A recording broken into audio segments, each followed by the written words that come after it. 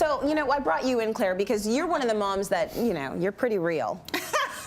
You're pretty real. Yes, you keep it real. Yeah, we've talked in the makeup room about all of the ups and downs and what have you. But when you first have that baby, I know you were sort of in the same situation that I was in, that the ladies were in. You didn't really talk to a lot of people about what was going on.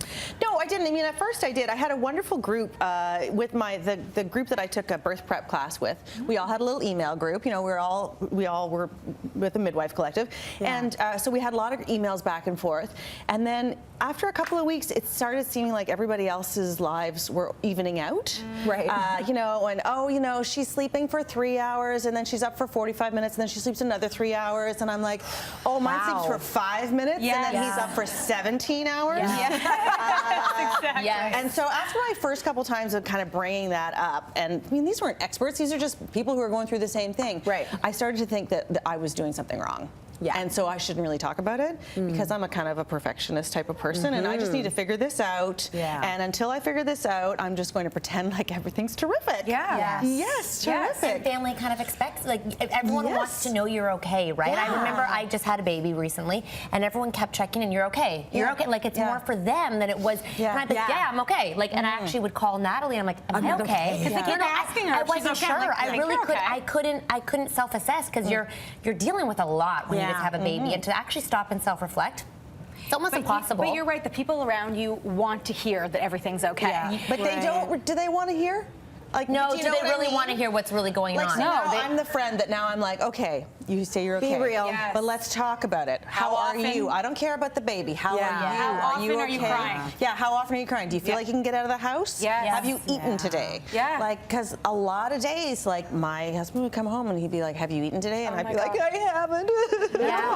You know, so, but I couldn't tell anybody else. Or even if you do feel sad, you know, you feel like alone, and you're not supposed to feel sad when you have a newborn. Everyone says you're supposed to feel so blissful. I kind of want to touch on, a lot of us go through a lot to have that baby.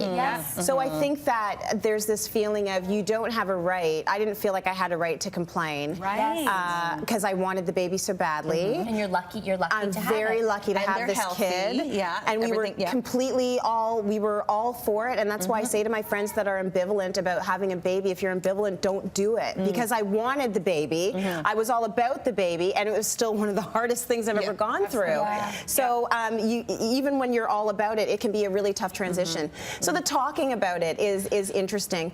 I think that when you actually start telling people the truth, if you keep hammering them with the truth, at some point they come around. I wasn't brave enough to do that with my first, because I'm also A-type, and you know, I feel like I got it all under control. So why can I not get this 10-pound thing under control? Absolutely. So I didn't really want to get into it. But I think once you start throwing the truth out there, the truth comes back to you. Absolutely. And it doesn't matter if it's a first, second, third, or fourth. Like, each one with us was very different. And you think everyone's like, oh, she's got this. Kind of the more you have, the more everyone is like, whatever. Like, when can I have dinner? Like, you're like, I just had a baby. You know, so it's like we also have to speak up, and we can't expect people to know. And that's a big reason why we share what we share, because a lot of people sit there and they're like, this will pass. This isn't normal. Like, they don't know what to do, right? There's this missing gap of what to do.